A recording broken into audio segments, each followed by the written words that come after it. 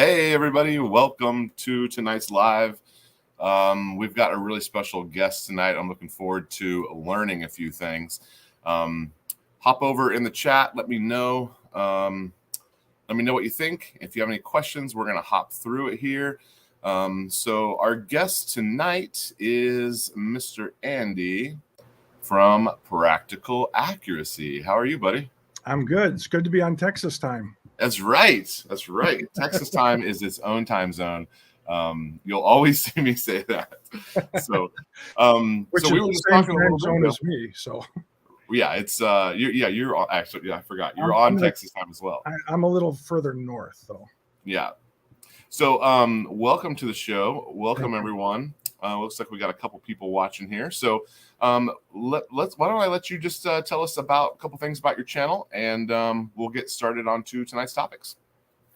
Well, the channel is primarily based around the AR15 platform, although I do other types of shooting as well. But it's more of a hobby channel, and I try to do videos that you don't see being done by other, YouTubers or gun tubers or creators. I try to, remember what I went through when I started shooting and trying to figure stuff out and look at it from that beginner's perspective, and then try to save people, time while they're going through their process, like, twist rate, that kind of stuff, all the kind of myths I hear about AR15 twist rate on the internet. And that's kind of the video that started the channel. I was just tired of hearing that. Really, you have some really good videos on those topics. I feel like sometimes people throw phrases around, and then it's great to have someone who actually dives into those and explains, like, oh dang, you might have just bought the wrong twist rate on your barrel for what you're wanting to do. It's nice to be able to search that and find someone who can talk in detail. Like, I feel like almost everyone has a couple things that, like, they're really knowledgeable about, and I like that. I like that when you find people who are, like, really passionate about specific things. I love that. That's one of the things I love about YouTube. That's why I don't have cable. We don't watch movies or TV or any of that stuff. We are trying to learn something on YouTube, and my kids do that too. We watched a video about volcanoes the other day. We heard something about a volcano, and so we punched it in and watched a 20-minute video about this guy who's definitely way into volcanoes. Yep. And he explained everything. I was like, I love it. I love YouTube. Well, what I try to do is I'm very inquisitive too. So once I hear something, I just don't take it at face value. I got to hear it from 2 or 3 different people. Yeah, you're like, why is that? It is, or it seems counterintuitive or whatever. Yeah. Right. And then even though I hear it from 2 or 3 different people, I personally go out and test the stuff at the range to validate. And then once I go out to the range and test stuff, like over the years, I was like, well, okay, that's a general rule, but it's not true in this case. And so then I started doing more testing, just because I wanted to know. And so again, that's what started my channel on the twist rate with the AR15. And, the general consensus was you can't get a 1-in-9 barrel twist to shoot a 77 grain bullet. Okay. Well, I've done it at 800 yards, it'll do it. It'll do it. So, and every gun that I've shot with it will do it. So the first video, I tested 3 different AR-15s with a 1-in-9 twist and a 77 grain bullet, and they all shot fine out to 565 yards, which is a weird number, but that's the distance that the range is here in Wisconsin. I don't know why. I think it's like the furthest they could push it. And so that's what it ended up being. So a lot of those videos, why I actually go shoot. And I wanted it to be 3 different guns because I didn't want to say, well, you've got a one-off barrel that'll shoot everything. I wanted it 3 separate barrels. And still, even after I do that video, some people will say 1-in-7's the best. I'm like, okay. I mean, I had a guy argue with me. I shot some of those groups I shot at that distance with those barrels were like right around an MOA at 565 yards, a 5-shot group. And, and I had That's one guy awesome. arguing me that well, if you would have shot a 1 and 7, you would have shot more accurately. I'm like, well, more accurately than one MOA at that distance? I mean, it's pretty hard to do. I was happy with one MOA. I frankly didn't realize that I was going to hit it, because you don't always do that. So I, for whatever reason that day on those videos, I got lucky, and those were on first takes, and they were what they were. So you do some myth busting, you would say, huh? I try to do like myth busting as well. Yeah. And I'm probably going to have a series of videos on different myths other than the twist rate coming up. And that's awesome. So I'm working on those videos. I got, like you and I talked about, I got a bunch of videos on zeroing coming up.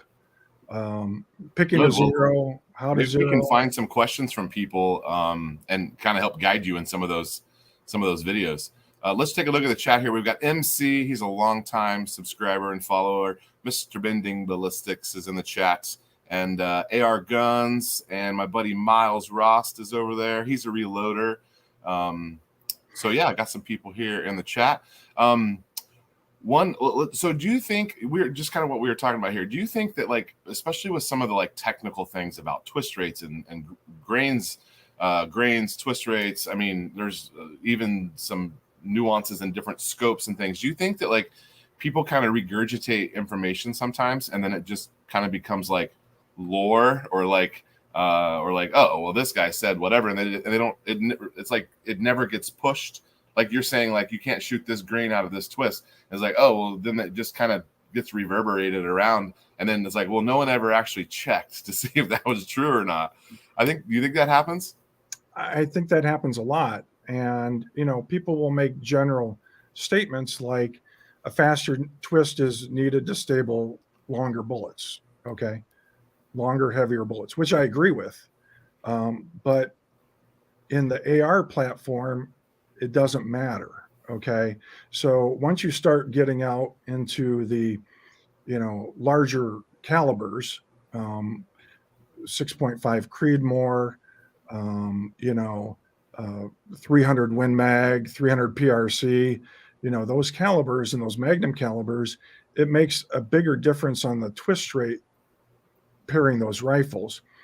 But with what I've been able to observe shooting in my twist rate rifles, it doesn't matter at all. And I'm talking only between like maybe 55 grains and 77 grains. Okay. Right.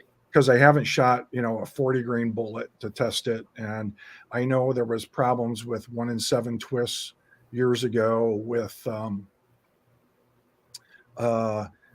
thin varmint bullets. If you overstabilize them, the jacket was so thin, you can tear the bullet apart. Yeah. Okay. So I limit my category to what I've actually, done. And, the other thing that I've done too is, since I don't reload, I've kept it to, a 77 grain bullet, which is the longest bullet basically you can magazine feed. Yeah. So going back to Bending Ballistics, how are you? I have not run an 88 grain bullet in my gun. I don't single feed those, anything beyond 77. I haven't put 80 grains, 88 grain, 90 grain bullets in a twist rate to confirm that. So 77 is that's a commercially available max. Yeah, you're restricted. Yeah, you're going to run into magazine length problems. So those guys that shoot like NRA high power and stuff, they're single loading their AR15. They're running a faster twist than 1 and 9 because they want to shoot 80 and 90 grain bullets. And you start to have problems, from my understanding, in twist rates that are slower than a 1 and 8. So a lot of those guys will shoot a 1 and 8 or a 1 and 7 in those competitions, mostly 1 and 8s out of a stainless barrel. But you can't run a 1 and 9. You're not gonna. My understanding is get the best accuracy potential. So all right. Yeah. So I make it a limited window of 55 to 77, and I'm not shooting varmint bullets that are, super thin jackets, and the common bullets that most people would shoot, and that's kind of how I've structured the channel. Nice. Okay. So looks like we have another question down here from MC Factory 35 grain. 22 Hornady bullets. Oh, shred out of my Ruger. Oh. Lightweight bullet, thin wall, high speed turn on a bad combination in this example. Yeah. That would be an example of that. I've seen that. I've seen videos on YouTube where people have burned up, very light bullets in a 1-in-7 twist barrel that have a really thin jacket. But, those bullets I'm not including in my, video. And people will make that comment in the video. And then I have to say, well, yeah, that's why I said in the video, I'm restricting it to, these bullets. So, and I do have a number of 1-in-8 twist ARs too that I shoot. So 1-in-8, 1-in-9. I wonder if Mr. AR Guns here. I mean, maybe he has one AR that's 1-in-8 twist, or if he's saying he has other ARs that are different twists. And again, you have to go shoot your rifle too, because just because you've got a 1-in-8 twist rifle doesn't mean that it's going to like 77 grain bullets. Yeah. It might shoot 62 grain the best. Every barrel is different, and you have to determine what grain bullet is best in your barrel. So there is that caveat too. I did a build on my channel where I used a 1-in-8 twist barrel, and it shot like crap I used 55, 62, 68, 73, 75, and 77s out of it. And I'm getting 2.5 and 3-inch groups out of that rifle. So, I mean, there's no guarantee that your barrel is going to shoot, and it may prefer a specific bullet weight for some reason. So the more guns we end up with, the more finicky we realize that a couple of them need some babying along the way here. Do you have well, first, when did you start shooting? What was your entry into shooting? Were you young? Was it yesterday? What was your journey here? Well, it was I've been shooting since 22s and stuff when I was a kid. Okay. But my dad was really never into it. Okay. Oh. So I would go with friends. With a buddy. Yeah. Buddy with a gun. Buddy with a gun. There you go. We would shoot out on the farm, shoot tin cans and stuff like that. Always had a BB gun at my house. My dad let me get that, but it was really, he was more, I don't know if he was anti-gun, but he really didn't encourage it. My uncle, on the other hand, who was actually a World War II veteran, would take me shooting as well. And he actually made muskets and that kind of stuff. So, oh, cool. And he had a couple acres at his house where he'd say, hey, you want to go shoot in the backyard? And I'm like, yeah, cool. So we would shoot, muskets and that kind of stuff. And then never shot a musket. It's different. You put your charge in the pan. It wasn't a flintlock, but it was a, where you put the gunpowder in the pan, you cock the hammer, you pull the trigger, and then you wait about a second, and then the round finally goes. You don't know when it's coming. Right, exactly. Yeah. So it was a different experience. And he was a big gun collector as well, had like a gun room in his basement. My cousin was into collecting guns. That's awesome. And it skipped your dad? That's crazy. My dad was a college professor. Oh, okay. and he was into academics, and you That's know, awesome. and never, didn't know anything mechanically, wouldn't know how to change the oil in a car. You take that, nothing that was not handy at all. And I pushed him to, get into stuff. And I always liked the outdoors. So I was fishing a lot as a kid, bass fishing, which is still a hobby. And then the gun thing kind of left me for a while. When my wife was not into firearms. We'll just put Right. it that way. It was that was like a deal breaker. So, and there's kind of a sad part of this story was she actually passed away in 2007. So from cancer, and she was young at the time, and I realized life is short. Wow. And I leaned on my faith a lot, and I said, I'm going to do some things with my kids that I want to do now. And Yeah. part of that was getting back into shooting and hunting and fishing with my kids and that kind of things. And it kind of developed from there. So I bought my first AR 2008-ish. Okay. And from that time, and just started shooting and knew nothing about it. 2008, man, that had to have been that was probably about the same time. Let's see, the crash happened in 09. So I think I built my first one in 07. I think. Okay. I have it's hard for me to remember because I didn't have children then, so I don't have a way to like naturally date things so easily. Now, I have an almost 10-year-old, and so it's a little bit easier for me to, it's 10 years ago. It's like, yeah, I got socks older than you are. Exactly. I never understood how people would say that they had shirts older than me, and now I'm like, I definitely have a shirt older than my daughter. Okay, so your first was an AR-15. You bought it, you built it. What's the Well, it wasn't my first. I started the one in 08? Yeah, my first in 08, I bought it.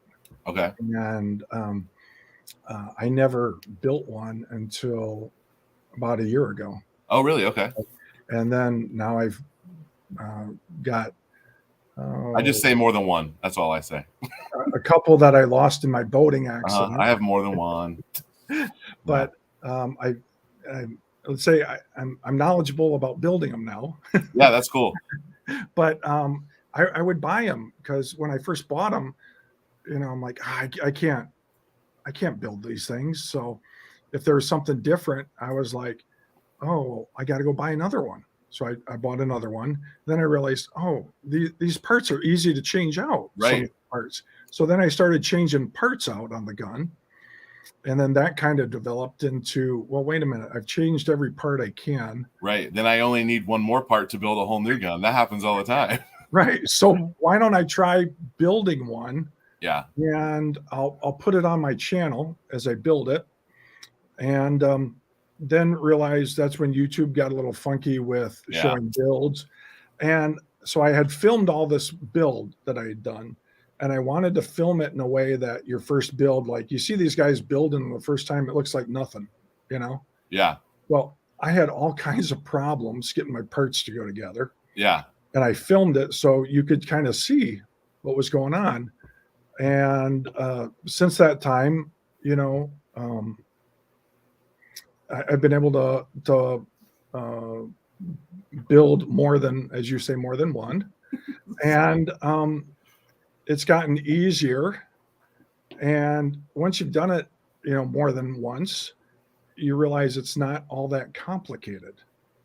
And I just find it so enjoyable. And when something goes wrong, I feel like I am so like intimately aware of how the thing works that you just feel a connection to it. And I've actually never purchased an AR. All of mine have been built. I built my first AR and still building one right now that's giving me heck. But it's just that I like to be connected to it. I like that. And I didn't know that I would like that. I mean, I'm a DIY guy, but So I knew that I would like to have the woodwork in my house be woodwork that I did. Like, I appreciate that, but I didn't know how much it would really affect me with the gun stuff, which I think is kind of cool. ME is here. He's got a Dr. Pepper and a vape. All right. Good job, buddy. And he says he's the only gun guy in his whole extended family. I am hoping that I'm kind of the only gun guy in my family. My father didn't shoot either. We hunted pheasants just because we were like in rural America and that's what you do. So like he has shotguns and stuff, but like not being passionate about firearms, like, and shooting and getting better. It was just like, oh, it's quail season. Here's a box of shells. Let's go. More like that, more like afterthought, like, oh, family's in town. We'll bring our gun because normally we go hunting when we're all together, that kind of thing. Right. Nowadays, I feel like everything is so much more planned than it was back then. I feel like sometimes you just had your shotgun in the truck and it was like, oh yeah, we're going to go hunting. It's fine. Right. Well, I remember as a kid walking in my neighborhood, walking down the street, and I would take my BB gun up to the park, and be walking down the street with a BB gun. Now, if you did that, the cops would be called and you'd be like, thrown down on the ground and stuff. And cops arrest an 8-year-old with a red rifle. Exactly. And so my uncle was always into all that stuff, and the hunting. And then, so like in 2008, that's when there were some guys in my small group study at church that were into hunting. They kind of took me under their wing and said, are you interested? And I said, well, yeah, I don't have no clue what to do. So they got me into deer hunting. So I went deer hunting. And then one guy was a big pheasant hunter. And so I shot pheasants. Then I got into turkey hunting. Oh, yeah. For a while. And done that a few times. I've done all that kind of stuff. And it's been an amazing experience to do all that stuff and a lot of fun. So. Well, I like that I think you said you passed some along that to your children. So yes. I like that we've been able to, my daughter and I were at the range today. And my son was sad when we left because he wanted to go, and it was his turn last time. So we're like switching back and forth. He's too young to go to some of the ranges that we want to go to. He's limited to basically one range. We'll let him go because he's so young. But my daughter can pretty much go anywhere now. And she gets mad when the bullet doesn't go where she wants it to. And that's really all I can ask for. I mean, yeah. What else would I want her to be upset about? Like, she's like, I didn't do very good on that one. Or she's like, I felt it when I pulled the trigger. I'm like, love that you're being aware of that. It's so amazing. Yeah, it is. And I took all my, 2 of my 3 kids enjoy the shooting. I've taken all 3 of them shooting. One of them doesn't, and that's fine. And so 2 of my kids have both got a deer. They've gotten pheasants. None of them have gotten a turkey, which is probably the most difficult if you've never turkey hunted. Yeah, I shot at a turkey twice. I never killed one. Well, I've gotten them, but it's a different percentage. Here in Wisconsin, there's only about 25% of the tags are even filled, with a turkey. Because they're just so much harder to get than deer hunting, which, there's whatever 600,000 killed every year or whatever deer is, or whatever the number is. I don't remember, but it's a lot. So that means there's 600,000 people with guns who shot them. Yeah, it's like the Wild West sometimes in the woods. You got to be careful where you go. So my next thing over here, we've got Emmy over in the comments. He says you can carry anything anywhere up in Wyoming. In fact, Emmy, I still have this for you. He won this in a live stream like a couple weeks ago. I have not sent it to him. My apologies. I will send it to you. I promise, brother. I have your address. He's actually a 2-time winner on the live stream when I gave something away. So I got to send him another package. I'll be honest. I was on your live stream, but I didn't want I think it was for a Glock. Oh, you knew what it was? And I was like, I don't own a Glock. So it's going to go to waste. So I'd rather have somebody, that's going to use it, get it, so. Yeah. We have a question here that we're going to get to. Dave wants to know about barrel lengths and we're going to talk about that here coming up. What I was going to tell you about what Emmy was saying in Wyoming was when I got a shotgun for my 18th birthday. I was a senior, and I went. I had it in my Jeep, and I went to school that day, and the principal of the school was a friend of my dad's, and so he knew that I had it, and he asked me about it, and was like, "Hey, I heard you got a shotgun for your 18th birthday," and he was like, "Let me see it." Like I showed it to him in the parking lot at the school, and like I'm in my 40s, like that wasn't forever ago. No, like, that was in the 90s, and man, things have changed. So let's get into the meat and potatoes of today's live stream. We're going to go. People always say you never do what's in the subject. We're going to talk about what's in the title of the video right now. We're going to talk about picking a zero.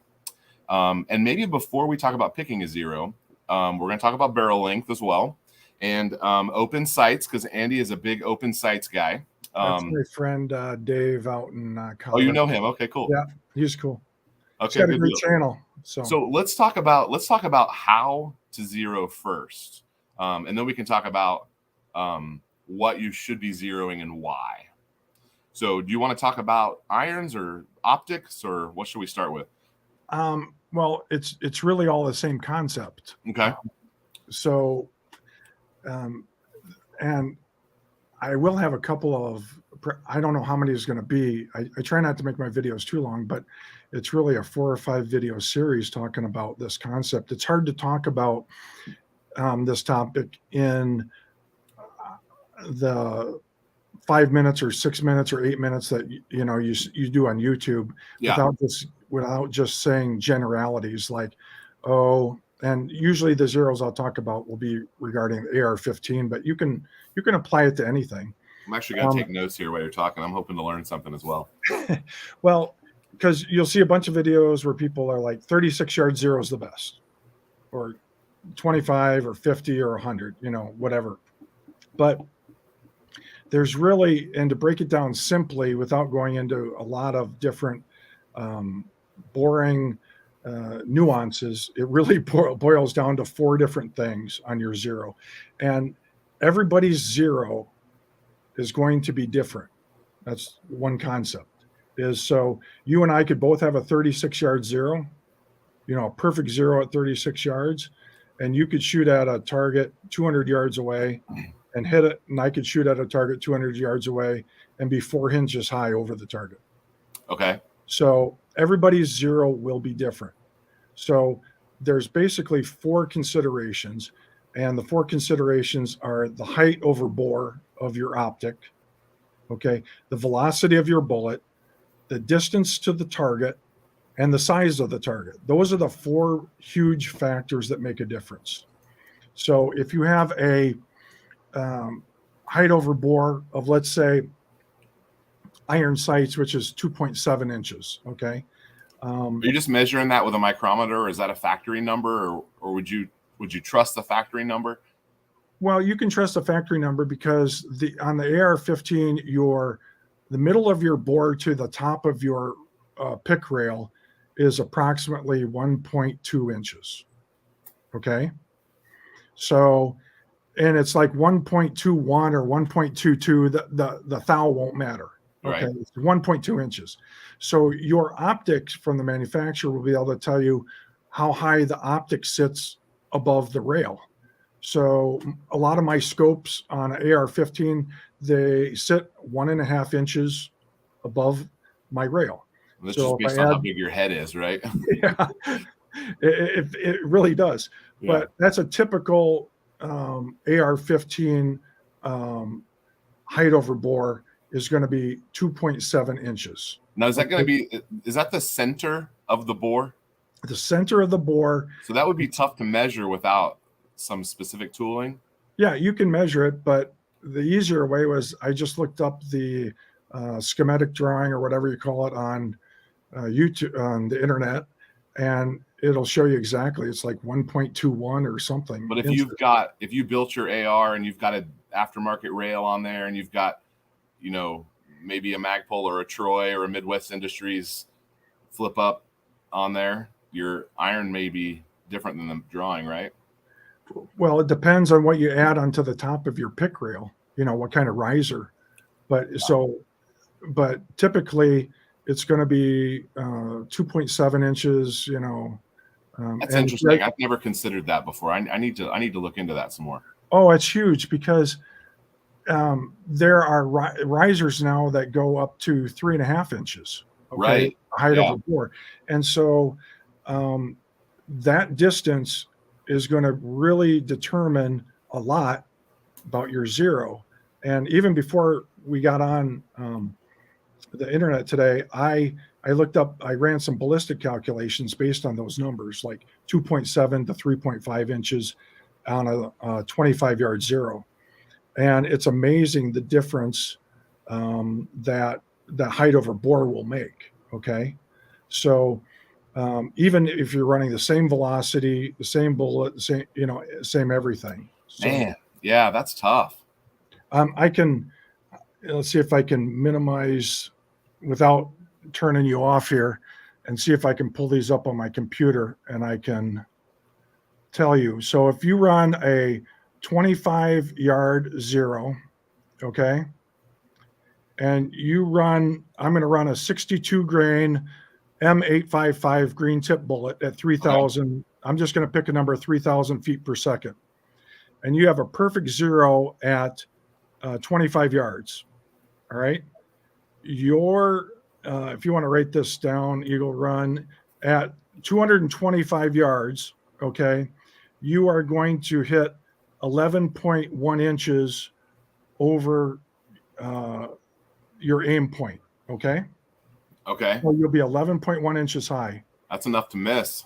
Yep. But if you have that same 25-yard zero and have a 3.5 inch height over your bore, okay, at 225 yards, you will be 17.5 inches, man, above your target, above where your point of aim. So you can see where the height over bore, where people say, people ask, well, what should I zero my rifle? And the guy goes, well, 36, that's the best. So the guy goes, okay. Well, they don't do the follow-up question, which is, what's your height over bore? And what's your muzzle velocity? And what's the distance you want to shoot to the target? And what's the size of your target? Because if the size of your target is a coyote, okay, which has about a 4 to 6 inch vital area on a coyote, right, and you're going to be shooting at that coyote at, let's say 150 yards, it makes no sense to zero your rifle for 25 yards because you're going to be shooting over his back. Okay. Most of us don't have a ballistic rangefinder in our eyes to say that's exactly 150 yards. Okay. So you're going to be better off zeroing that rifle at 100 yards, where you're going to have probably no more than 1 or 2 inches of variance up and down out to 200 yards. So again, that's where the size of your target matters. And then the distance to your target matters, because if you're shooting on a range where your increment is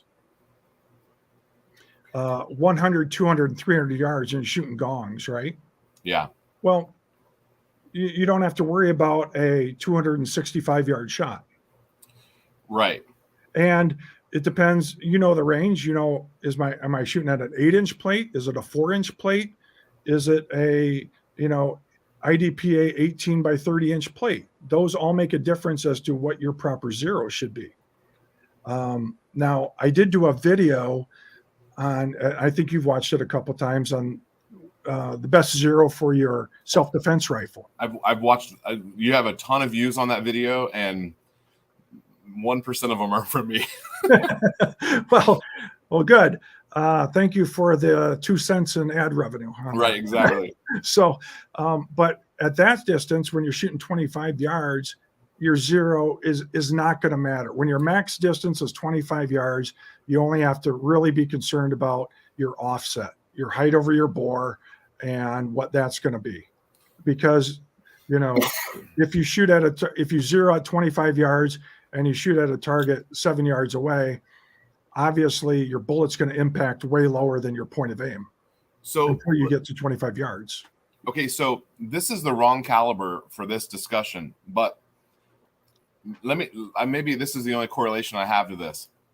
We put a new optic on my daughter's 22, Right. and we went to the range, and the 50 was full, so I would have preferred to shoot at the 50 to check her out, but we went to the 25, and I was just in my simple mind, I was just thinking, and maybe I need to punch in the ballistics on this to see how wrong I was. I was thinking that if I got left to right figured out at 25, then that would be fine at 100, and it turned out that it was pretty good left to right. So the next part was I figured I needed to be.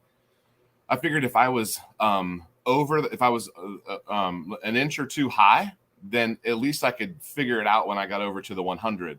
And when we went over to the 100, we were still high. And the ballistics of a 22, I know, but I'm just thinking in my mind, if I grabbed my 223 and I put a new optic on it, I probably would have done the same thing, but I might not have walked away with a true zero. Well, it depends on it depends on what distance you're going to shoot and the size of your target, right? I think the average guy at the range doesn't actually have a zero. Correct. They just go by the general principle of 36 yards is best. But a lot of people, I don't think, do that because they don't have a place where they can mark off 36, although I believe you can do it at 10 yards. Yeah, there's an equivalency. I saw that, but my range doesn't have 36 as an option. Right. So you can do it at 10. If you don't have that option, you can always figure it out from a ballistic calculator that will be close.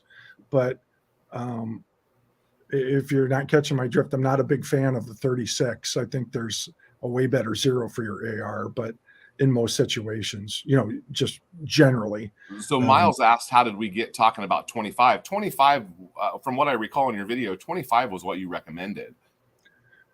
It doesn't matter in that video. Oh, it didn't matter. Okay. You could pick. It's not going to matter when you shoot out to 25 yards as your max distance. It doesn't matter if you pick a 25-yard zero, a 36, a 50, or a 100-yard zero. They're all within the size at 25 yards of the top of a Coke can. You'll hit within the top of a Coke can at 25 yards. So if you have your 223 set up for 100 and you happen to grab it because someone runs in your front door, you're within the margin of error.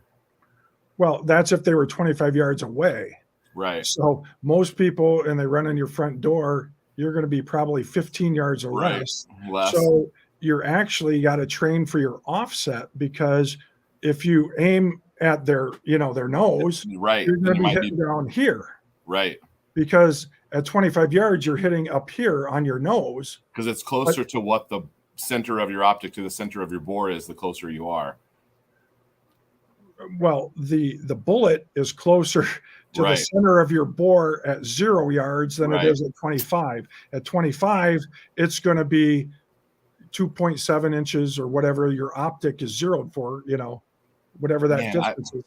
So I feel like I've swung and missed at this a lot, and I've got to get better at it, because I am teaching my kids and stuff, and I do want to have a better view of it, but I feel like right now I don't know that I know what my zero is.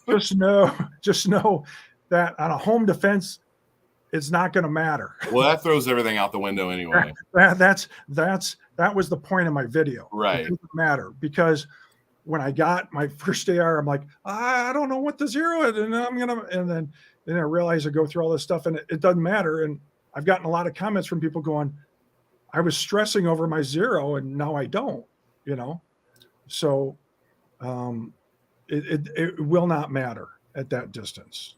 And even accounting for the height over bore of, like, let's say you're running a very high optic at 3.5 inches. Okay. It won't matter. I ran the ballistic calculations on that as well. Your buddy Dave's got a comment here. 2 inches low at 25 yards. Assuming 3,000 feet per second, rifles are with 1.5 inches high at 100 yards.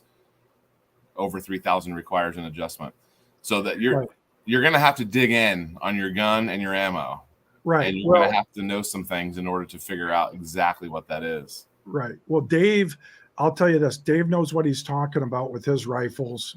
He hand loads and he hunts, and he knows what runs on his rifles with his ballistic calculations. And that's where, again, everybody's zero is going to be different because it's dependent on the velocity of the bullet. So what I try to do on my channel is I try to use standard bullets, like 50 for a zeroing. I would use either 55 grain, XM 193, right? A Right. standard military round, or an M855 62 grain, because that's what most people are shooting. So I try to demonstrate those concepts, on zeroing with those, and not shoot like a 77 grain bullet that I would be shooting, at 1,000 yards, right? So, because most people don't have access to that nowadays, because 77 grain bullets, you can't find them anywhere. Yeah. 55 and 62 are around, but before the ammo shortage, but you can't now. I want to add in maybe a controversial topic here. Yeah. Probably don't grab the AR as your first home defense gun. If you live in the suburbs, the AR is not your home defense first choice. Man, yeah. Well, I would disagree, but oh, really? Yeah. Okay, let's hear it. Well, I mean, it's a big, scary gun, so you may not even have to shoot, first of all. Yes, but even if you look at just go search around YouTube for the penetration on the ballistics gel. That 55 grain bullets or 62, they're not shooting out the back of an 18-inch gel. Yeah. You can shoot some 9mm bullets, a full metal jacket, and some of those bullets that don't expand, and they just zip right through that gel. So, that's a good point. I think the concern always is over penetration, and I can only think of that might need to be another big lie video for you. Well, I think the over penetration is more of a myth. You generally do not. You may have heard one or two stories of this that I can even remember, of somebody getting shot through a wall, with an AR-15. Yeah. And it now has it happened? You can shoot and miss a target, and any bullet's going to go through a wall like sliced bread, like a hot knife through butter, and you're going to hit something. But to actually go through, it'll stop eventually. You're right. But actually get through the human body and still go through the wall, yeah. It's I don't think so. But maybe I'm a little overly cautious about the concept of over penetration.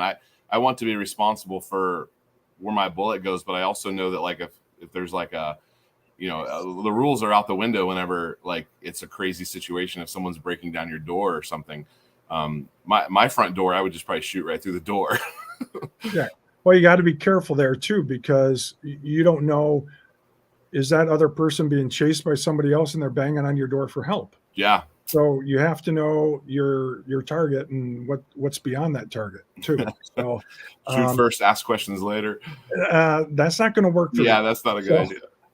You have to be able to identify your target, and unless the person on the outside of the door, you got a camera and something, you see them holding a gun and they're trying to kick your door in. Well, yeah, but a good example of this was a friend of mine took a concealed carry class, and the instructor went through a situation. That guy breaks into your house. You hear something downstairs. You go down the stairs, and there's a guy eating a sandwich in your kitchen. And so what do you do? Well, one of the person says, well, I take out my gun and I shoot him. And the instructor goes, for eating a sandwich? Right. He goes, yeah. And he goes, well, here in Wisconsin, you'd be going to jail for that. It'd be homicide. So they have to actually be a threat to you as well. Yeah. And even if they break in your house in Wisconsin, they have to actually be a threat. I think in Texas you could shoot them, but I don't know that you would necessarily want to deal with the lawsuit afterwards, or the $200,000 in legal fees to defend yourself. Right. Yeah. So you have those crazy situations. So there is some common sense involved with that as well. I wish I had a great sponsor I could do a segue to our concealed carry insurance. Yeah, you could probably the USCCA. Right. I think they're based Not out of affiliated. Wisconsin. So Not sponsored. yeah. Okay, so if so you've got in your mind which zero you want. You should have that in your mind before you go to the range by knowing your height over your bore. Okay. The velocity of your bullet, the distance that you want to shoot to the target, and the size of your targets. And you can go to whoever wants to do that and get a good idea is just go to JBM Ballistics, which is a free ballistics calculator. Okay. And I actually have a video on ballistic calculations for the AR-15 on my channel. Nobody looks at it, but I go through the JBM ballistics calculator on the computer and show you what inputs you need to input to get a good ballistics. And so you can look at those ballistics calculations and have an idea of what zero do I want? And then go out to the range, then pick your zero, go out to the range and shoot at those distances to confirm your zero. Then you know. Okay, that's the easiest way. If you're zeroing your rifle, have you heard of like the 3-bullet method, or are you shooting a 5-shot group, or what's your idea on that? Well, it depends on what you're doing. I mean, and Bending Ballistics, if he's still here, he'll know the answer to this. But for AR-15 with a red dot, I would probably use fewer shots. Okay. You're going to have to trust yourself that your shooting fundamentals are good enough that you can take the input data you're getting from that shot, that it actually was a good shot, and that you can make an adjustment based on that good shot. Well, I could probably zero the red dot in 3 shots. Okay. But I won't have a true zero, because if I was taking my precision rifle, my 6.5 Creedmoor out, I would want to confirm that with a 10-shot zero. Okay. Yeah. Because when you get a zero, obviously, let's say if you're zeroing at 100 yards, right, and you have a 1 inch, whatever dot you're shooting at, and you hit it right here, and then you hit it right here, and you're like, well, I'm good enough. Okay. I'm almost close to the bullseye. And then you go, so I'm good. Well, your 1 inch group, if your rifle shoots 1 inch, could actually be down here. You may be hitting the edge of that group statistically, because the more data points you have is one better. Result is not data. Right. But for the AR-15, 1 or 2 data points is probably good enough now. Okay. And, with the expense of ammunition, I'm not going to go blast through, 10 rounds of 77 grain bullets that are, $2 a bullet right now to guarantee my zero is within a 1/4 inch, right? That's where I'm not going to be. And now I have some goals this summer. Like, I've shot my AR, the furthest I've shot my AR is out to 1,000 yards. So I'm going to try to get hits.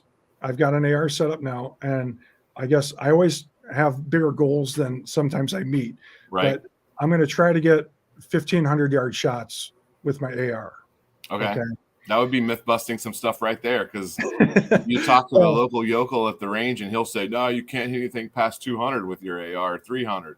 Right. Well, I'm going to try anyway. And for that gun, I probably will use a 10-shot zero to confirm my zero, because a 1/4 inch is going to matter. it make a huge difference when you start adding distance. Yeah.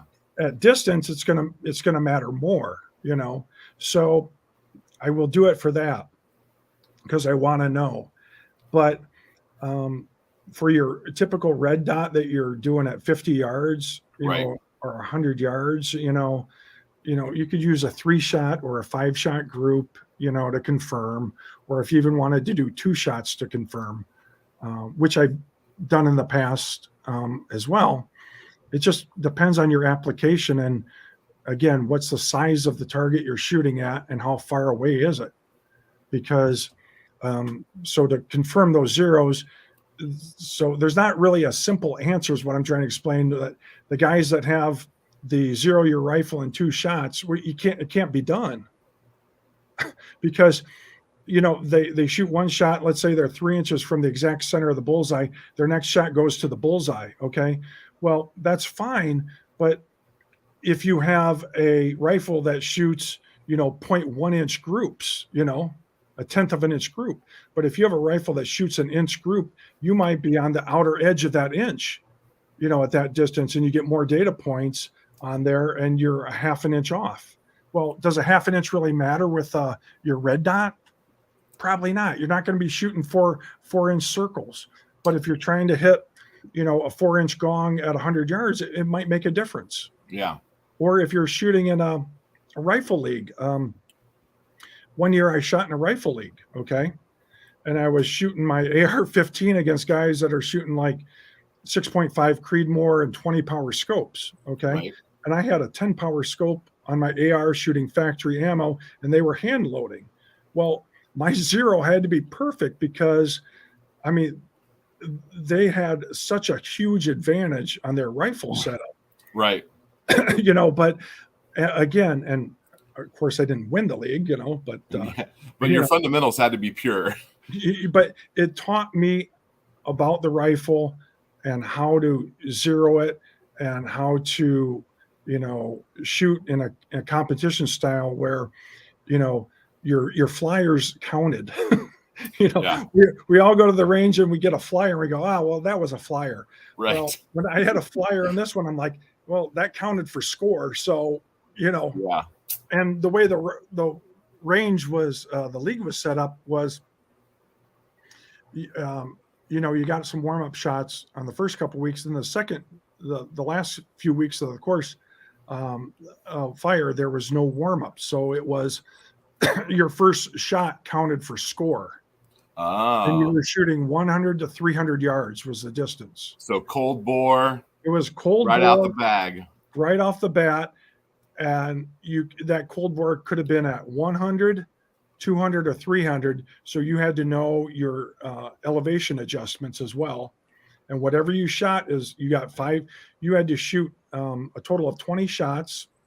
20 shots on 4 different targets. And what you did was on your 4 targets, you had to shoot 1 shot at 1 target. Then you had to move to the next target. So you had to change positions. Ooh. So then you had to regroup and reset and then shoot at the second. And you did that. You went around until you shot your 20 shots. So it was like, you had 4 cold shots or every shot was a cold shot at that target because you were moving. So the guys that were just doing bench rest and lining up their gun and, shooting a couple ciders, until they got on target and then shoot the best group. It wasn't that type of league. That's awesome. It was, the guy set it up that way to make it really competitive. And Yeah. I learned a ton doing that. So to Miles's question here, he's asking specifically about the ammo, but why don't you run us down what this gun is? What are the components? Did you make it? Did you buy it? What's it got for barrel, twist? What ammo you're going to use? What optic you got on there? For which one? The one that you're going to reach out 1,000 yards and then maybe 1,500 someday. Well, I got it on my channel right now. It's the same gun I shot at 1,000 yards with a scope. And it's, I got lucky with the rifle. I'll tell you that. So, it's a Rock River Arms rifle. It's an A4 style, but it's a national match. Okay. So it's got a free floated barrel, although it doesn't look free floated because it's got the regular A2, round stock on it. Okay, the clamshell looking one. Yeah, so it's what these guys shoot in like high power, with the scope.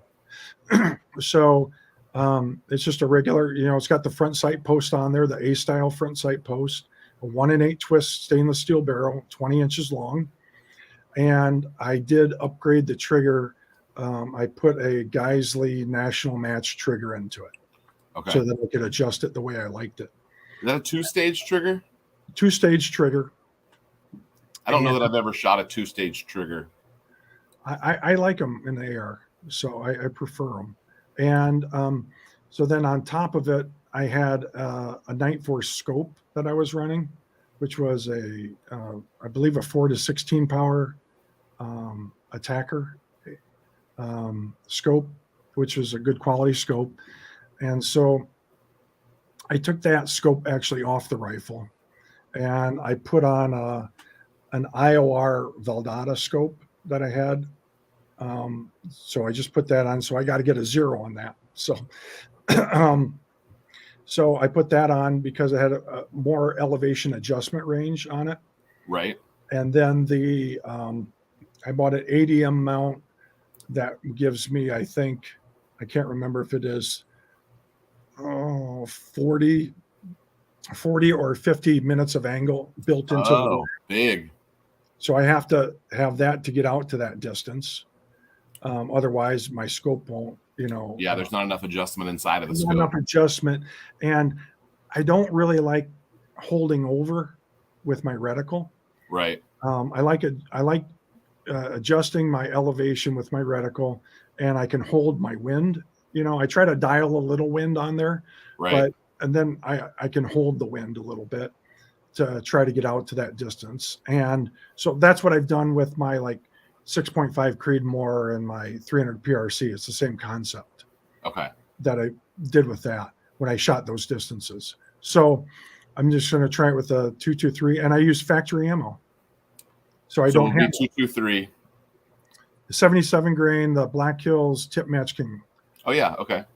Which I was fortunate to buy 2.5 years ago. I bought 1,000 rounds of that. And you paid 11 popsicles for it.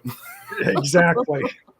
So I haven't had to buy any ammo for 2.5 years. I hardly see it for sale. So yeah. Every once in a while I debate, man, should I sell some ammo? Right. Gosh. But then you won't be able to replace it. So. That's the thing. Now I'm reloading so I can kind of replace it, but right. And so with the ballistic calculation, even with that in mind, I'm still probably going to have to run, which is a bizarre concept, because normally I would run a 100-yard zero, right. On that rifle. And you were asking me before we got on the live is, why do you run 100 yards? Well, that means every adjustment on my turret, when you adjust, is up. I don't have to adjust down. Yeah. Okay. So sense. That's why everybody uses 100-yard zero. That zero is basically, when you're talking about zeros, you don't have a near zero and a far zero, where your bullet rises above your line of sight and then above the target and then comes back to the line. That messes me up to think about, because sometimes I feel like, did I catch my zero on the way up or the way down? I don't know. Well, that's why you got to run the ballistic calculator before you go. It saves you a ton of time. And so the 100-yard zero basically just kisses your line of sight at 100 yards and starts to fall. So the bullet is rising, kisses your zero at 100 yards and falls. So all of your adjustments will be up.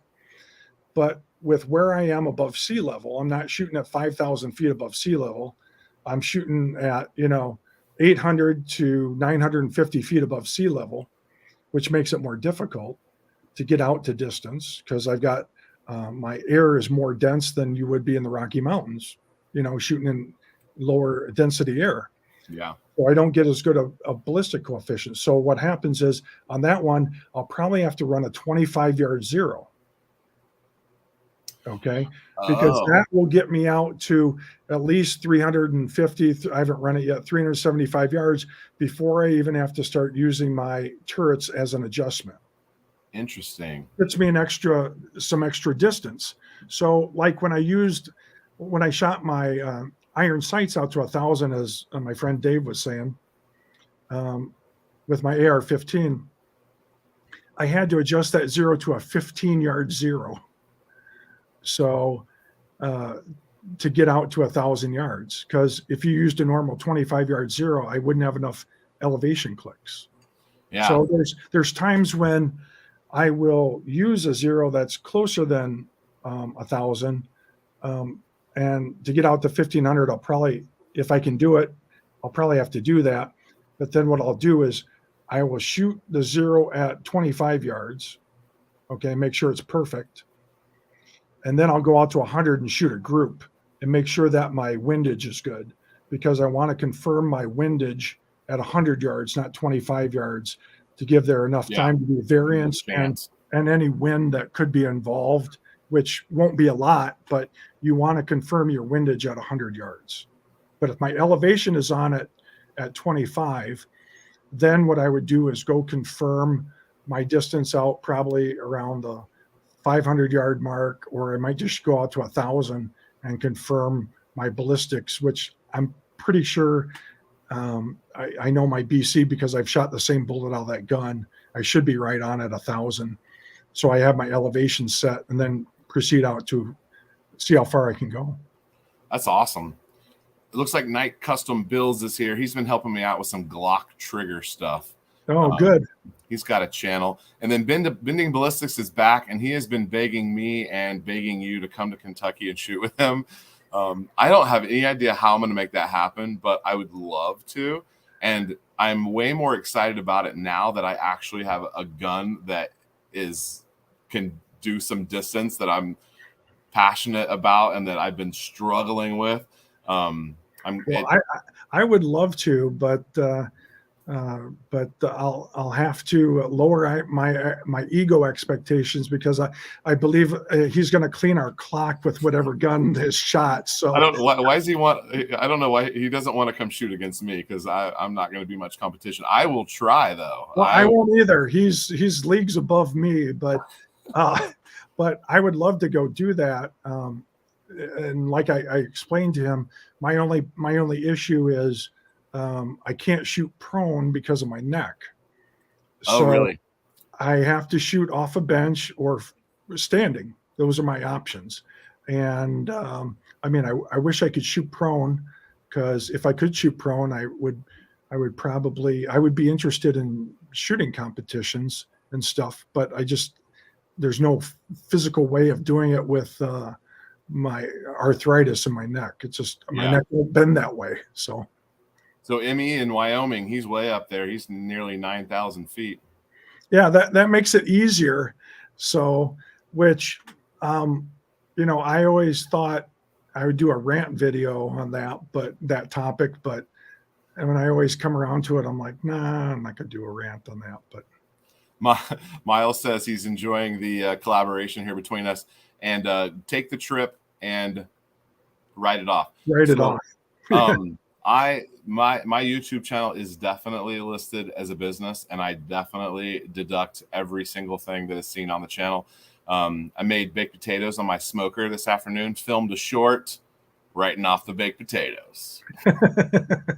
Well, if my YouTube channel made anything, I guess I could write it off, but you can run at a loss.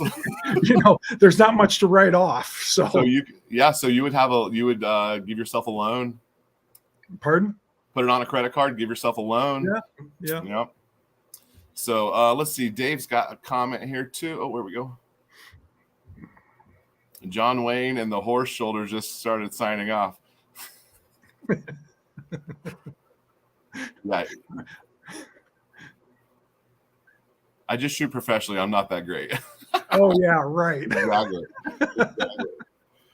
Okay, so it's so it looks like we have it looks like you have several videos in the pipeline here that are going to be coming up. I appreciate everyone in the comments here chiming in. We've had some good questions, and my mind is actually kind of spinning here because I just don't know what I did today at the range. If I did it correctly, I need to spend some time figuring out 22. And well, then I guess the first thing is, what distance are you going to shoot? like the 22. Yeah. Well, the 22 is for my daughter. She's pretty much needs to focus on 100. She wants to zero it at 100. I think that's the best idea. I mean, we're if there was a possibility of her going to a shooting competition in the next year or so, which is kind of on our horizon, maybe, I don't know. I feel like that's probably the distances she would need to be able to shoot. They do have small bore scholarships for kids, so I can always dream about that. She's not going to get a soccer scholarship. I know that. Right. Well, if you zero at 100, she's going to be low at 50 and 25 yards. Which could be fine. Right. So, or if you go, I don't do a lot of 22. It's been a while, but if you zero at 50, and bending ballistics would know, if you zero at 50, you'll probably be just a little high. You'll be high at 100. He says, trust me, do the 50 for 100. I mean, for 22. Right. That's what I would probably do. I mean, he's done it, so I would trust him and do a 50-yard zero. And I think that's what I said before when the live stream talk started, is do a 50-yard zero, and then go shoot at 100 and figure out where you're hitting at 100. Yeah, if she's not really, I grabbed it and shot it a couple of times. She's not really like consistent enough, and also she complains about her optics because I feel like she wants to be like all the way, like she wants like a 50 power zoom on 100 yards. She's like, I can't even see it. I'm like, well, darling, that's a 9 power scope, and that's all I'm putting on your 22 for now. You're gonna have to. She's got a Leupold 9 power. She has a nice optic on it. She has a nicer than she needs optic on a 22. But we're gonna do. I think I'm gonna do a Ruger Precision for her. That might be a birthday gift this summer. Okay, and we can do a better optic on that. Yeah, and if you want to put her in a fixed optic that's cheap, okay, that will do it well. If you get I hadn't considered that. That's a good idea. If you want to get they have them at Primary Arms. They're called a Super Sniper Scope. Okay, you can get them in a fixed 10 power. You can get them in a fixed 12, 16 power. Whatever you want. I own one of those. That was like the first scope I got was a 10 power, and they shoot fine. And I believe at the time I paid $199 for it or something. Yeah, that's a good idea. Bending Ballistics wanted me to get he said it, a Venom, a Vortex Venom for her. So that's a couple $100. It's not a crazy expensive one. That might be a good option. And she would have, I think that goes up to 16, I think. Yep. 16 is good at 100 yards if you really want to shoot, groups. 20 is probably better to really like read the newspaper at 100 yards. But, I'm sure she would love that. But depends on how much you want to you want to pay. And right. I know that Bending Ballistics is a big Vortex fan. I haven't used Vortex, so I don't know. Yeah. I can't say anything about good or bad. I don't believe I have a Vortex anything either. So, okay. So switching gears to from 22 to 6.5. I know you're a big 6.5 fan. I'm my build that I've been fooling with here. I have a 1-4 on it, and I put that on there kind of because I had it. Bending Ballistics has recommended a scope for me to go, but with my 1-4, do you think if I'm shooting with a 1-4, I'm shooting like 2-inch groups with a 1-4? Would you say that my problem is that I need more optic for my old eyes, or would you say that I have some other fundamental that I need to work on? Gonna answer it like that? Some other fundamental. Probably some other fundamental. Okay. I mean, most of the time when we shoot and we're trying to get better, the first thing we do is we blame the equipment. Right. And you either blame the trigger, or your barrel doesn't shoot, or you don't have enough optic. Right. And usually the answer is it's the shooter.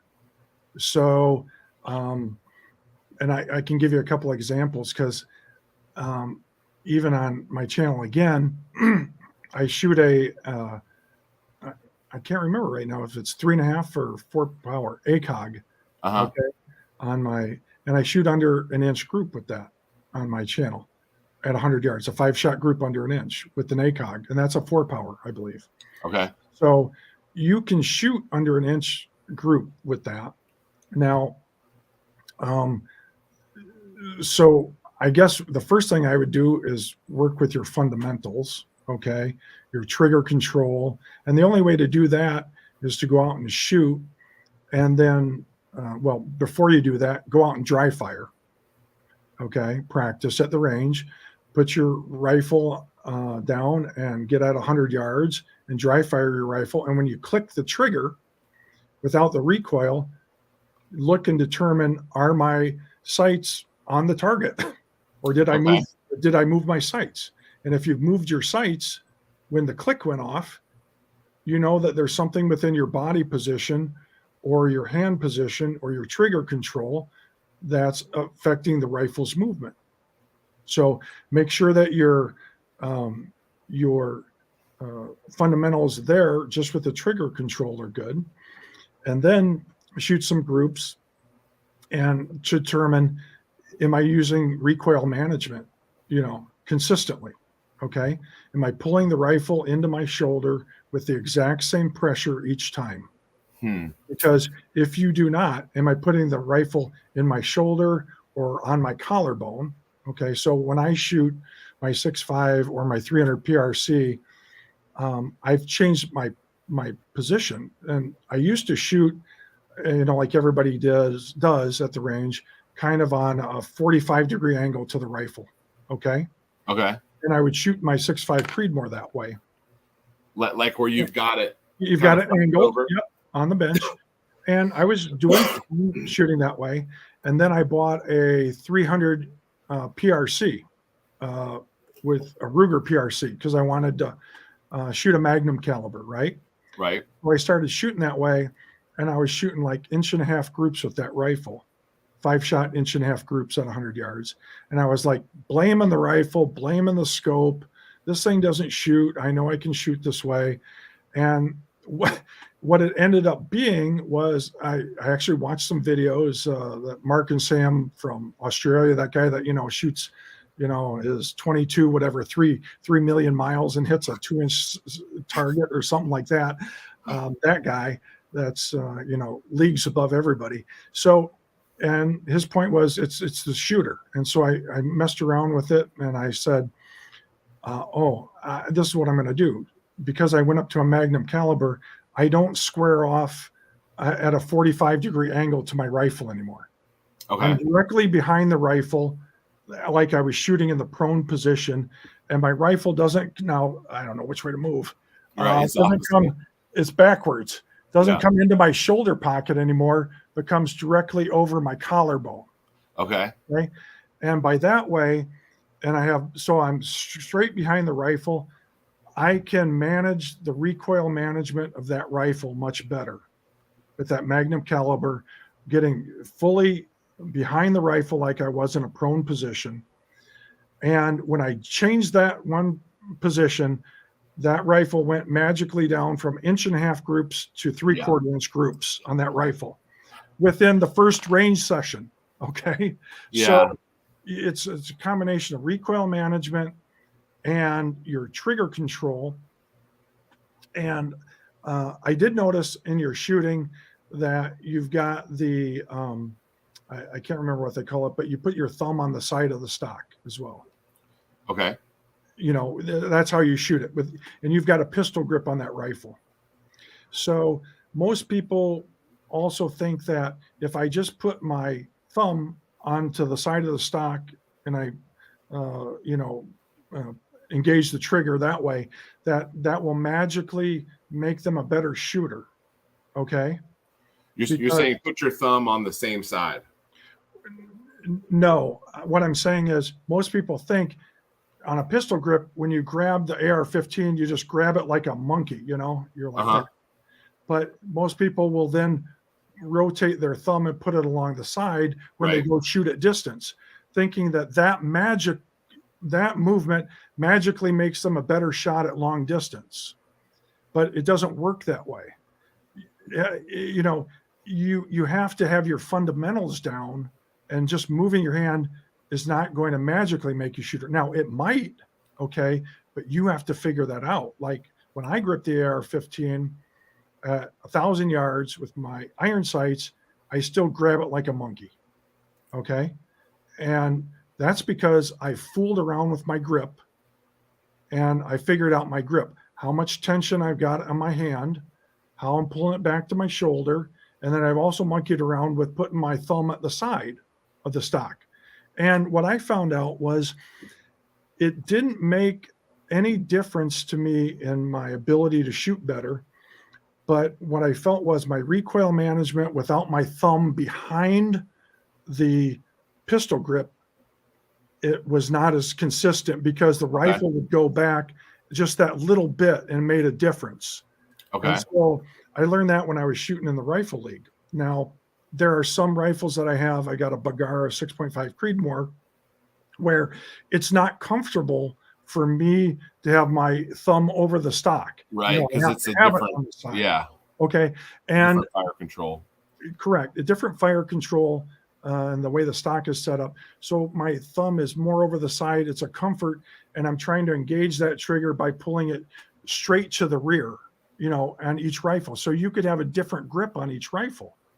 So the other thing, my suggestion would be is mess around with your grip.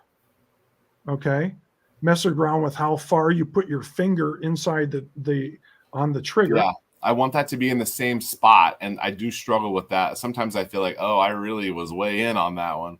Yep. And I noticed that when I was shooting the rifle league and competing against those guys is I had to mess with my finger placement on the rifle. I would go to the range and practice with it, more in towards the first joint.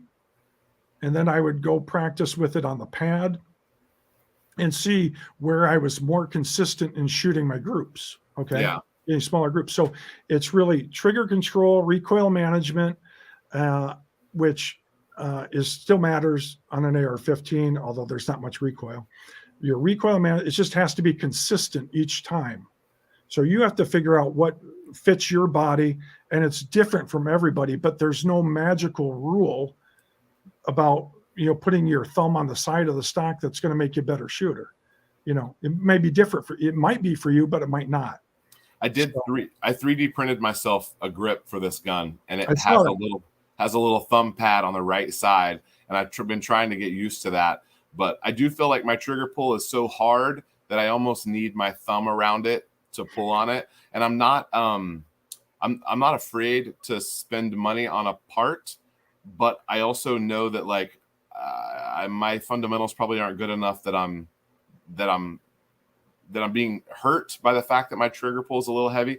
But I do feel like I'm maybe at the point where I would appreciate a little more refined trigger. I think you'd be better off working on your marksmanship skills than getting a trigger as well for the same concept. Yeah. I have a video I'm going to come out. I don't know what it's going to be titled, but I thought it was going to be titled one thing. I might title it something different, where I go out and shoot an AR-15 and A1 from 77. It's a Colt SP1 from 1977. It's got a mil-spec trigger in it. And that thing breaks at 6 1/4 pounds, that trigger.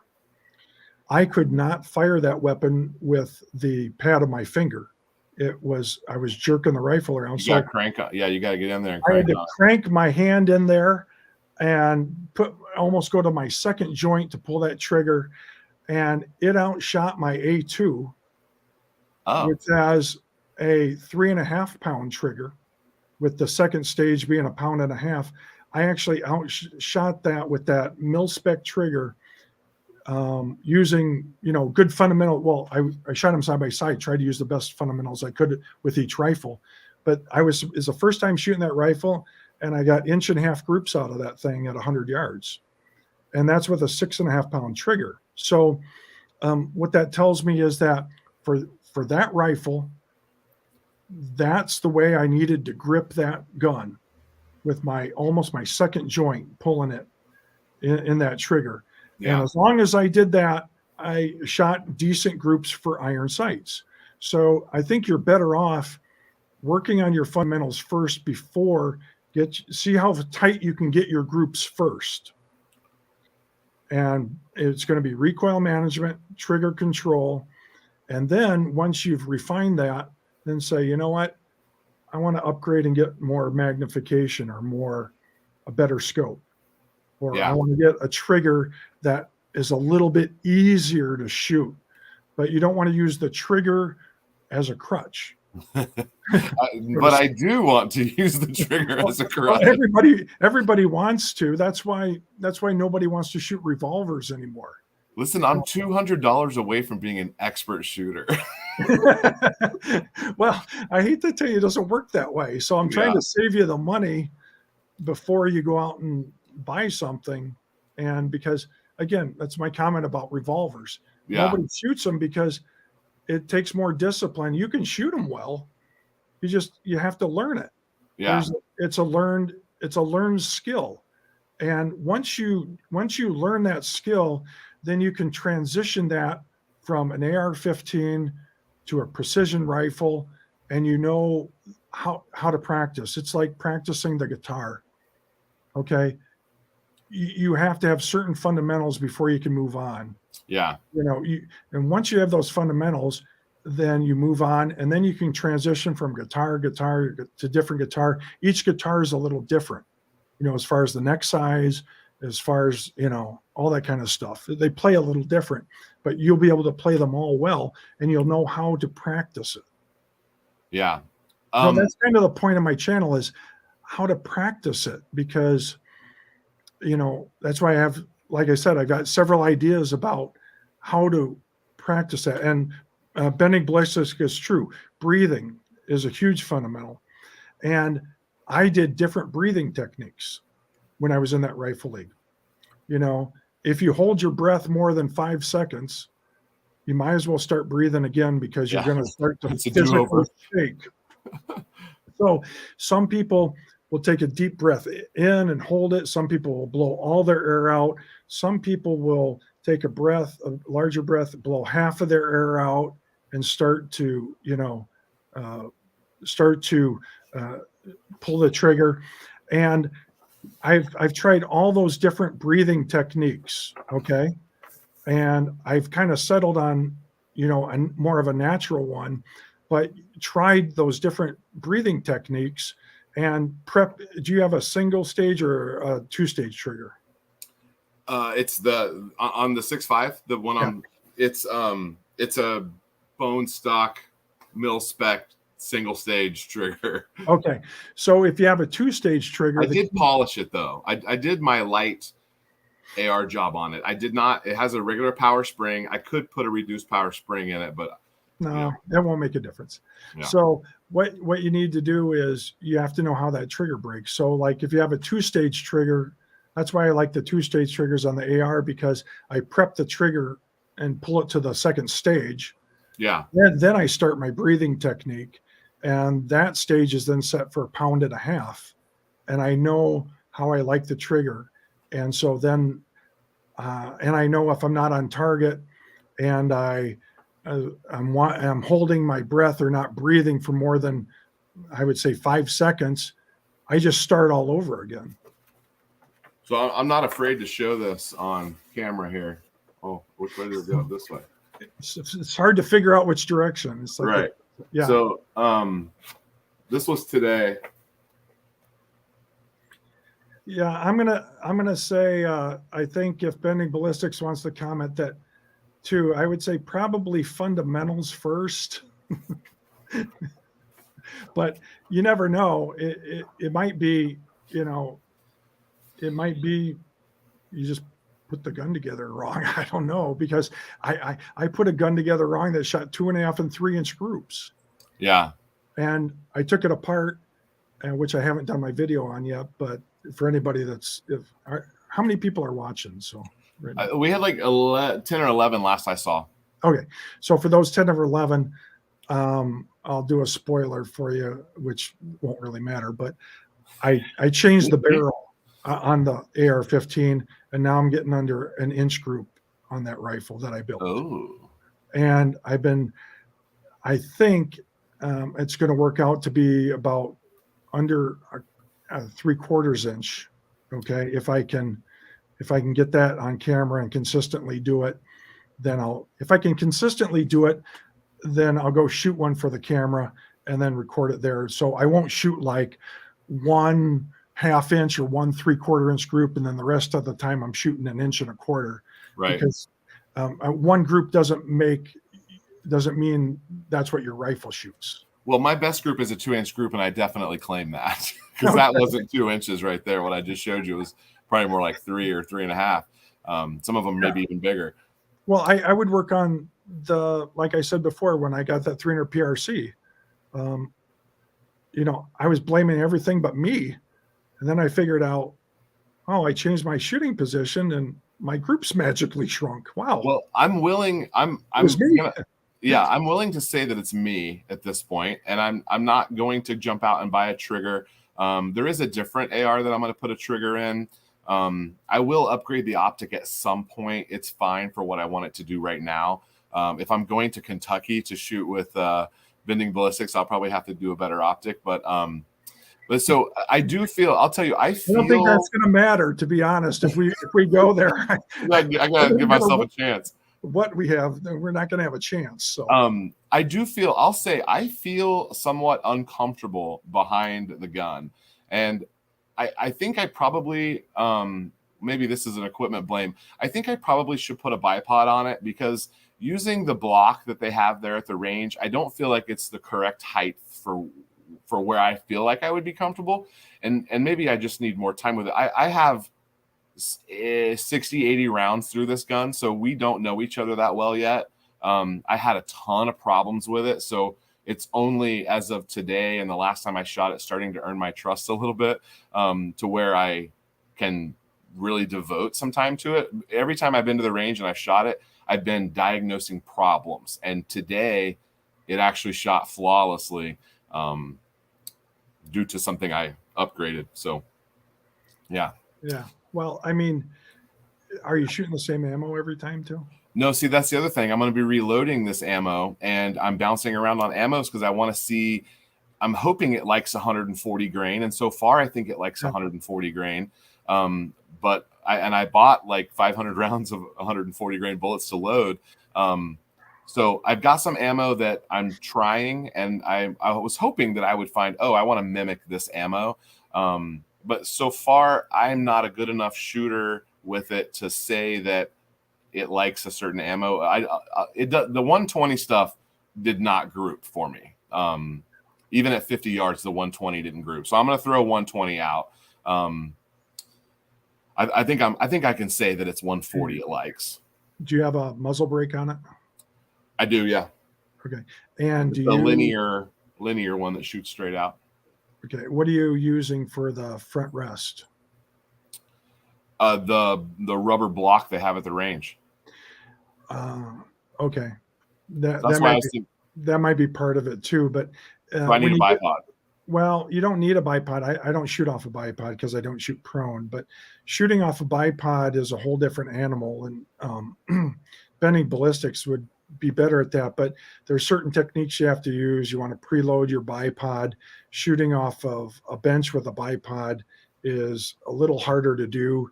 I've watched. I need a bag setup probably then. You need to have some way of resting those the bipod's legs into some type of uh, something that won't move on the front of the bench, and it's more easily accomplished if you're shooting in the prone position with the bipod. But you can do it, and I don't have any experience really doing it. So he's the guy to ask and would give you tips on the bipod. But Hey, here he generally, is. generally the bipod is not um, going to solve the problem either. So you should be able to shoot off a bipod or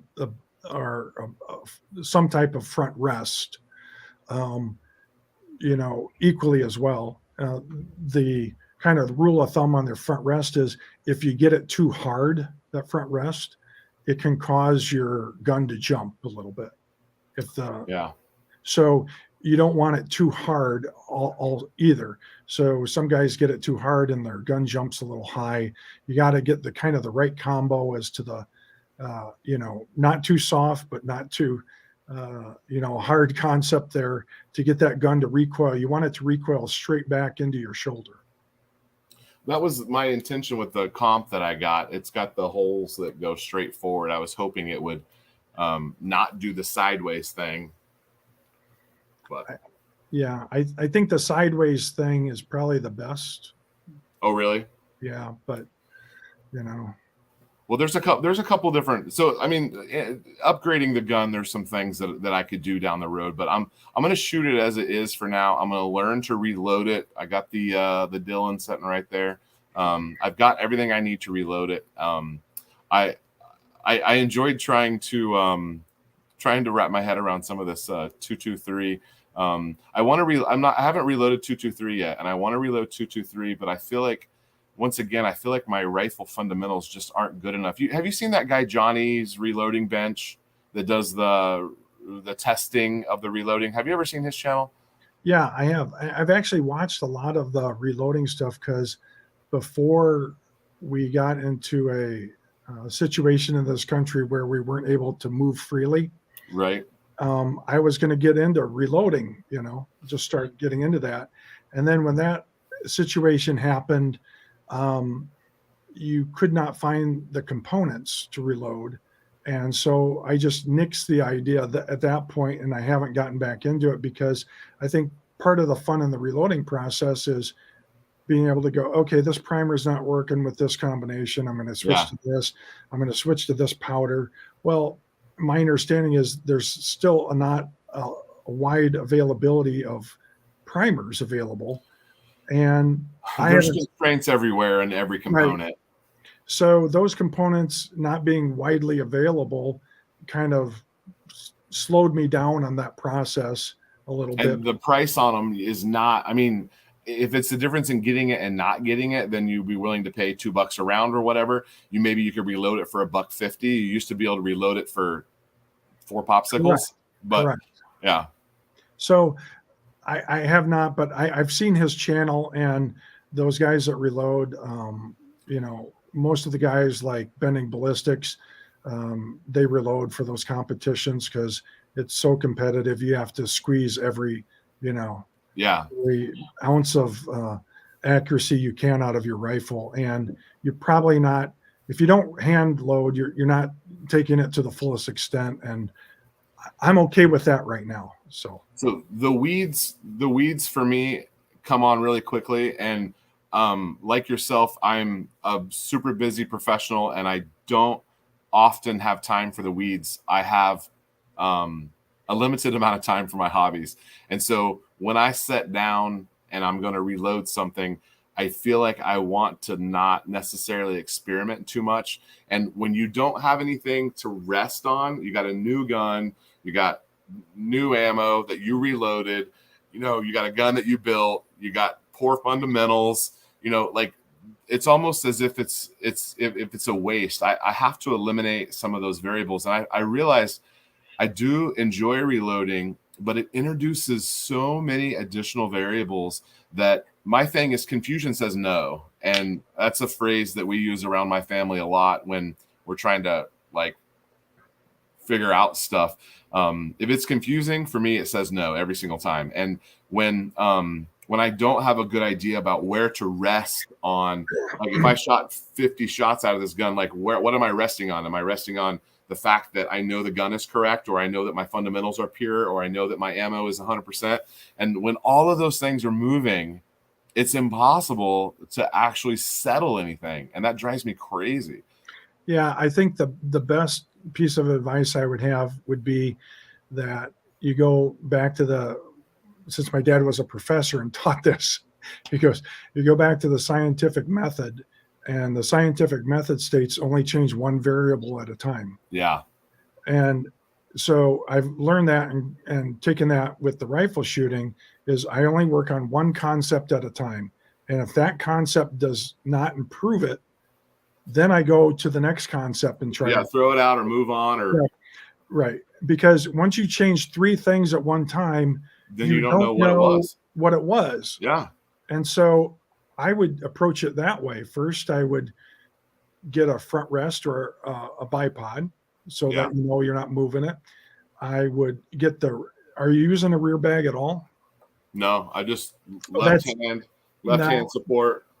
Not going to work. So you can take ballistics advice and get the Armageddon gear, or I guess it's YBAD or whatever. I happen to use one of those rests that's more for a bench rest style shooting. It's more of a harder bag, because I'm not squeezing my bag to use for elevation. So I have a little bit different shooting concept than he's more of a PRS style shooter. So they need that rear bag set up a little differently, where I'm more of a bench rest shooter. So, and longer distances. You're not in a sled or anything though. No, I'm not going to be in a sled, but I do use that Caldwell front rest that is adjustable with that little flywheel. Okay, I've seen that. Yeah, and that works out good, but I don't use the sled. I just there was a guy next to me at the range today with a sled. Well, you got to have. There's got to be some way of not putting your gun in a totally in a vise, right? Clamping it in a vise and then remotely pulling the trigger and then just going, oh, I shot great. There's got to be some human error injected into the process, and where I draw the line is on a sled. Now, some guys don't, and that's okay, but I want to have some human error. Yeah.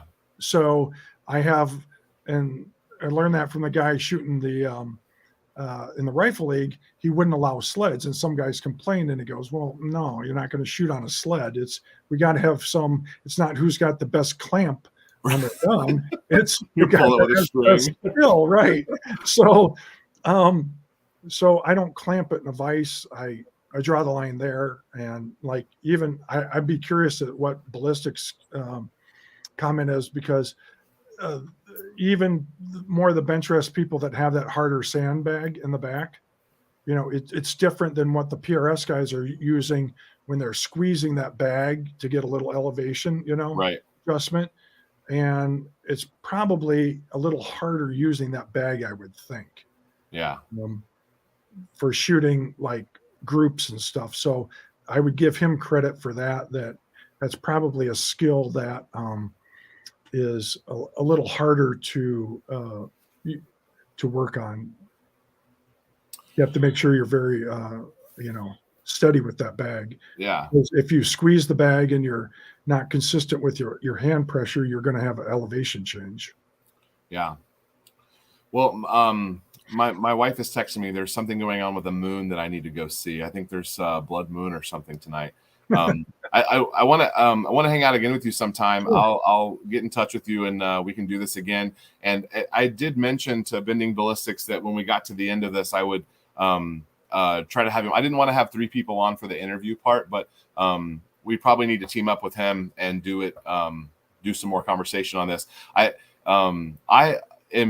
was selfish in having you on because I definitely wanted to learn something tonight. So I hope everyone else was able to learn something as well. And I'm going to try to keep the Sunday night thing going for a little while. I'm coming up on my busy season personally with my job. So I've been kind of low key here for the last couple of weeks, and I've got a couple more weeks of that before things get crazy. But it sounds like you've got a lot of stuff in the pipeline. I highly recommend his channel. You will be shocked by his content when you see that he doesn't have 500,000 subscribers. It's a high quality channel, high quality content. Go hop over on Practical Accuracy and give him a subscribe. Good stuff. You will learn something, and sometimes you might watch the videos more than once.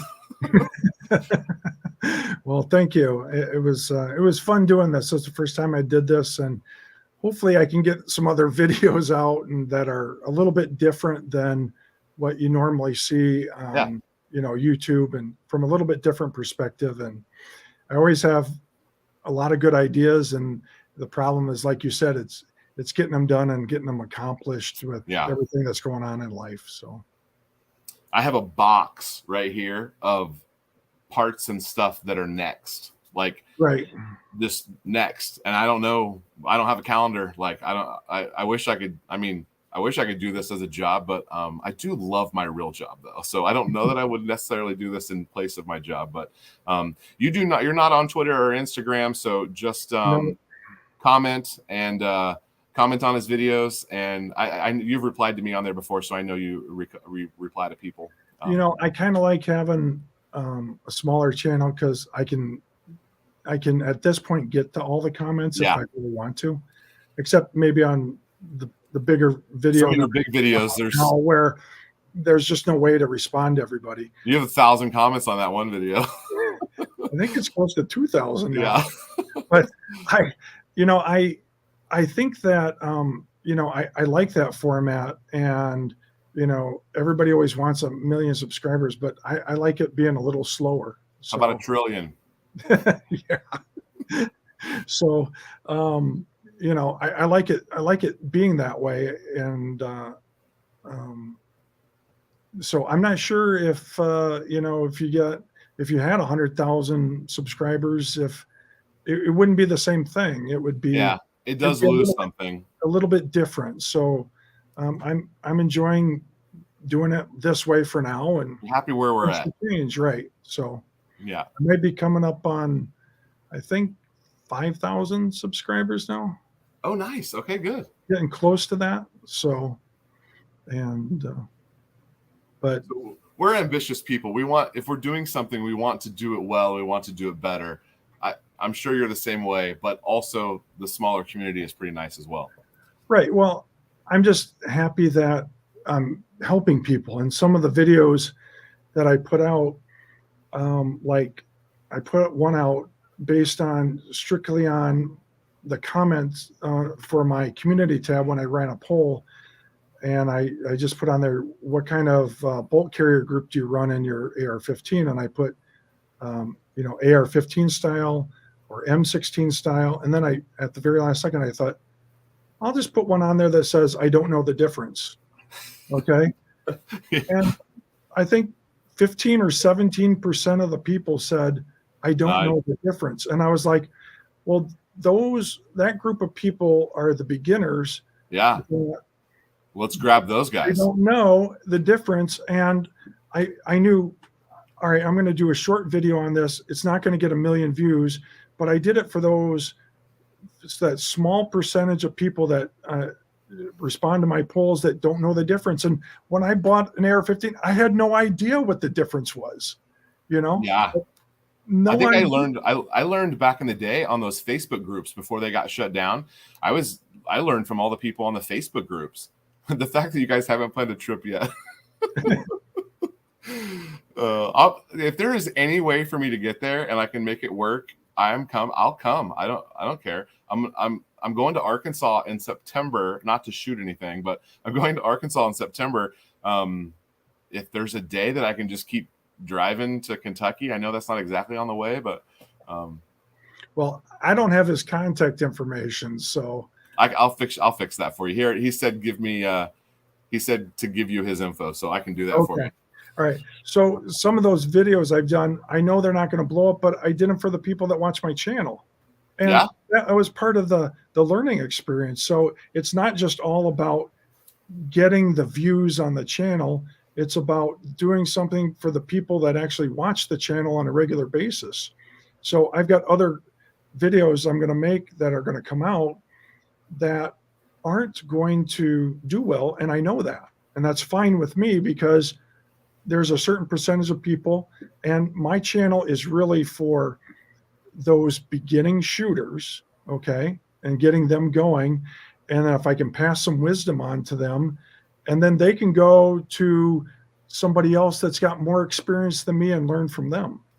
Yeah. You know, but those guys that have more experience than me are teaching to, you know, more of a high level group that, you know, somebody has to be there for the people that are just beginning. And that's where I see my role in it. Like ballistics, I'll give him another shout out and credit.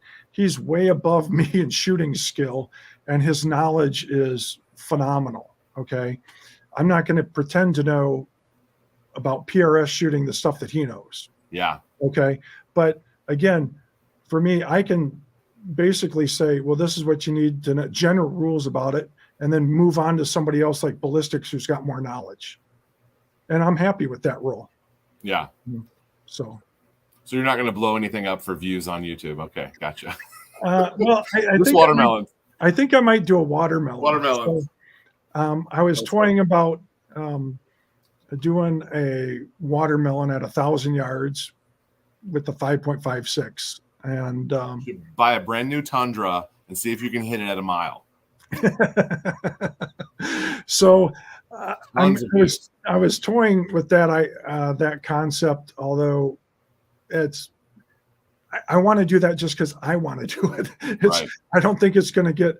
I think if you did it, it would zip in like a 22 caliber bullet, and there'd be no big boom, you know. Because I did it with 300 PRC and 6.5 Creedmoor, and there really wasn't a huge boom at 1,000 yards. But I'm just curious, so right. I might do it.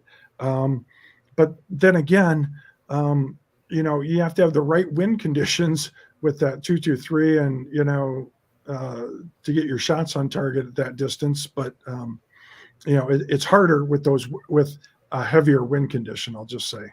So exciting. Okay, so you've got cool stuff coming. Yeah. Catch Andy over there as he pops some watermelons, and I guess that's pretty much it for tonight. Again, I would love to have you on again. Maybe we can talk about triggers, or there's a dozen other things over here on the side. There's a million things to talk about zeros that we didn't get into. So. Well, true. Yeah, absolutely. But yeah. All right. Well, I guess that'll be it for tonight. Okay. This was your first live stream. You did great. I didn't know that. Oh, thanks. No, I didn't know how to live stream till, I don't know, 2 weeks ago when I asked you. I was like, hey, how do I live stream for free? Because I don't know how to do it. Yeah. You know?